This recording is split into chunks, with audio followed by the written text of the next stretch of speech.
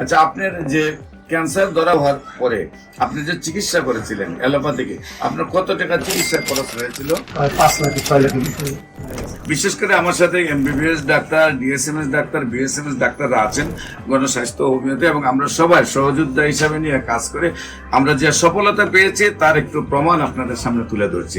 ভাইজান, আপনার নাম? লিটন দাস। লিটন দাস। কিভাবে কোথায় চিকিৎসায় যান, কিভাবে চিকিৎসা আপনার এই রোগ ধরা পড়ে এবং কোথায় কোথায় চিকিৎসা করেছেন এবং কিভাবে সুস্থ হয়েছেন একটু দেশবাসীর উদ্দেশ্যে বলেন। প্রথমে আমার 2-2.5 বছর আগে ক্যান্সার ধরা পড়ে, লাং ক্যান্সার। এখানে আমার অপারেশন হয়, একটা লাং চলে যায়, একটা লাং এটা ফেলা যায়, একটা রাখি।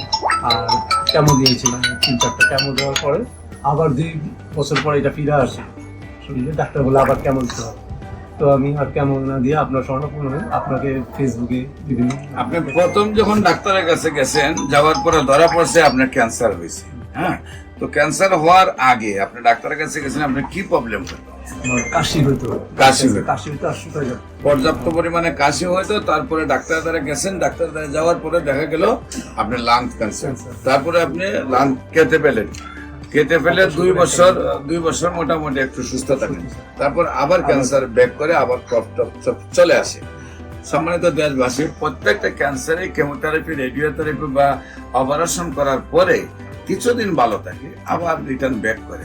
তারপরে আবার অপারেশন, আবার কেমোথেরাপি, আবার রেডিওথেরাপি দেওয়ার পরে আবার কিছুদিন ভালো থাকে, তারপরে আর চিকিৎসায় ধরে না, একসময় মৃত্যুর মুখে ঢেলে পড়ে।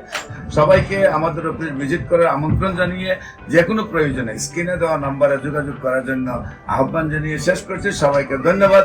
আসসালামু আলাইকুম ওয়া রাহমাতুল্লাহি ওয়া বারাকাতুহু।